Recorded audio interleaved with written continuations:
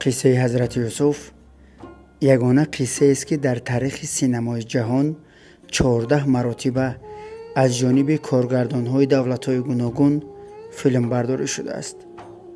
اما هیچ از کدام در فیلمسازی این قصه مثل تهیه‌گران سینمای ایرانی بزرگ موفق نشدند. درود بر شما مخلصان سلسله فیلم حضرت یوسف و مخلصان کانال پیشصف تیوی. من بهرالدین صبور طول 15 سال می شود که مقصد به شهرک سینما رفتن داشتم و از نقطه تاریخی میدان ثبت سلسله فیلم حضرت یوسف میخواستم دیدن کنم. چندین مرتبه با این مقصد به ایران رفتم و متاسفانه برایم میسر نگردید دیدن این میدان ثبت، دیدن این موضع. انیخترش اجازت وارد شدن نداشتیم چون این مکان تقریبا 3-4 سال می شود که منطقه نظامی شده است. خلاص با زحمت‌های خیلی زیاد این مراتب از جانب یک نفر دوستم برای وارد گردیدن به این موضع به من خبر رسید. فوراً چپته گرفتم و رفتم. راستی گپ پیش از پرواز هر شب 6-7 قسم فیلم رو تماشا کردم. بعد از 15 سال از نو تماشا کردم و لذت دیگر گرفتم.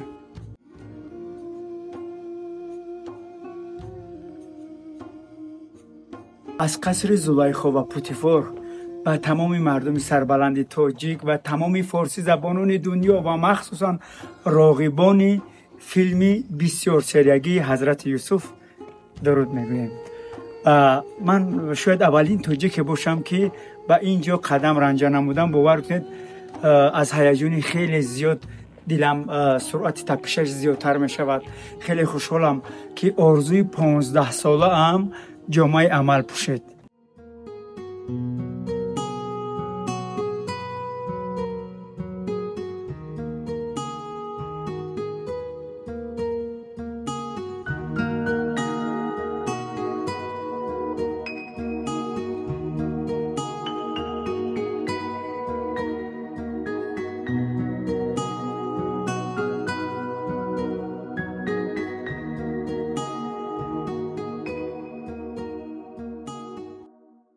از بنوارگیری این فیلم 25 سال تقریبا سپری می شود، اما تا کنون میلیون ها نفر گشته و برگشته این فیلم رو تماشا میکنند. هزاران احسان و آفرین میگویم به تمام تهیه‌گران و سهامگذاران این فیلم ماندگار و تاریخی حضرت یوسف. اینجا معبد آمون است. طوری که در فیلم دیدیم پیروان آمون ها اینجا آمده با این هیکل های خشک و بیجان نرز و نیاز میکردند.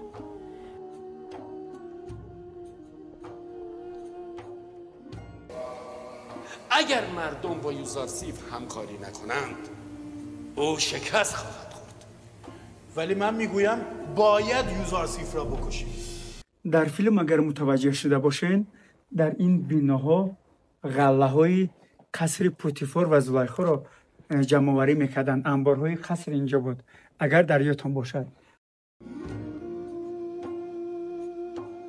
برای بنوارگیری فیلم بسیار سریعی حضرت یوسف در مساحت 25 هکتار شهرهای خاص ساختن برای نوارگیری.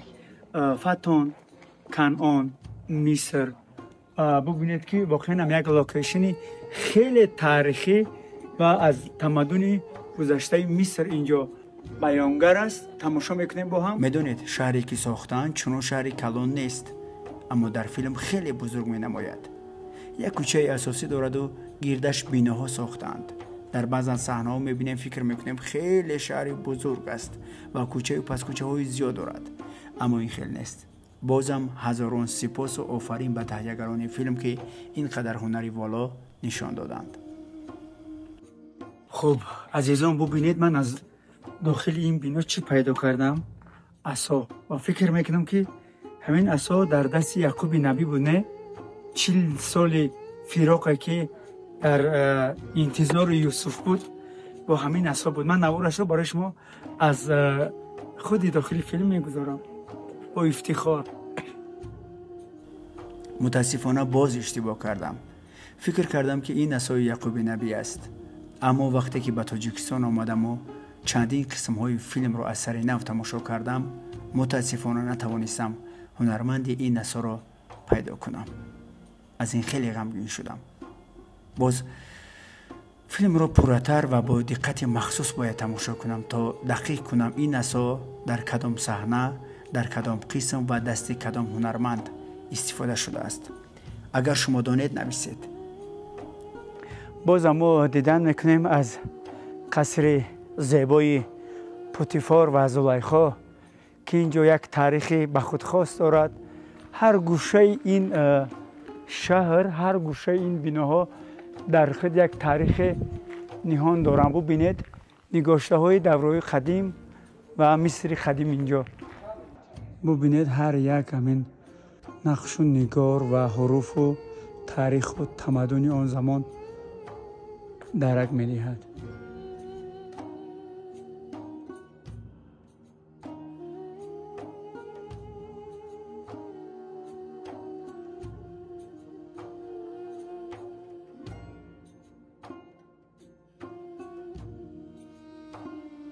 برای بنابرگیری فیلم حضرت یوسف زیاده 3,500 لباس خاص برای هر یک هنرمند و اشتراکچی آماده شد و بعضا متاحهای را از ایتالیا حتی آوردن دوختن برای زلیخا، برای پوتیفار، برای یوسف و برای سردرنشین های این فیلم ماندگار.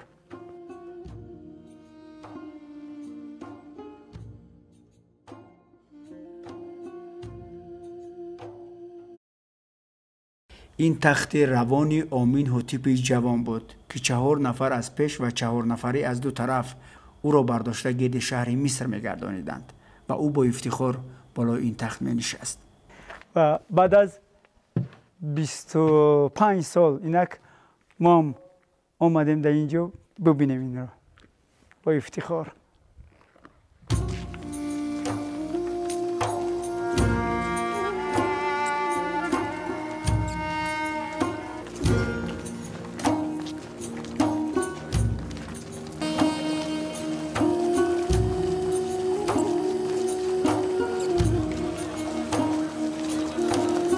اینجا رو با یک صحنه زیبای فیلم شباهت کردم، اما متاسفانه اونجا نبوده است. میدونید در فیلم در هر یک اتاق مخصوص رکویزیت‌ها و لوازمات قدیمی گذاشتن که آن طرح همان موضوع رو تماما دیگرگون کرده است. مثال آتشدان‌های قدیمی، پرده و آویزه‌های گوناگون قدیمی شکل داخلی بنا رو در کادر دیگر وانمود کرده است. من توسط همین ندیمه از شما خواستم دست از خودکامگی و قانون شکنی بردارید. خب من 3 مراتب مخصوص برای دیدن این لوکیشن، یعنی این موضع به تهران، به ایران آمدم. متاسفانه برایم میسر نشد، هیچ امکانیتی ورود به اینجا نشد و خوشبختانه با دستگیری برادرای بسیار عزتمندمان امیر حسین و آقای مرتضی بار سوم برای ما امکانیت فراهم آورد که ما از این موضع تاریخی دیدن کنیم و بسیار سرافرازیم. آماده باشید. 10-15 نفر بالا هستن، 10 نفر بالا هستن، 2-3 نفر هم پلا دارن میرن بالا. اون وقت لابان اینا اینجا وارد کار میشن. و چه بسیار نشانه ای از خدا در آسمان ها و زمین که آنها از کنارش میگذرند. برای بنابرگیری این فیلم حتی رود نیل را مخصوص ساختند. با اون کشتی های بزرگی که در فیلم شما میبینید اونا همه مخصوص آماده شدند برای این فیلم. خب میبینیم دیگه اینجا رود نیل است. حرکت میکنیم.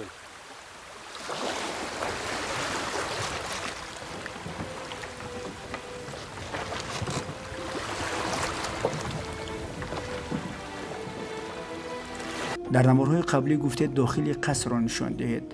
اینجا داخل بیرونی قصر است و از 4 طرف در دارد. صحنه های زیادی فیلم در همینجا ثبت شدند، از جمله این صحنه ها.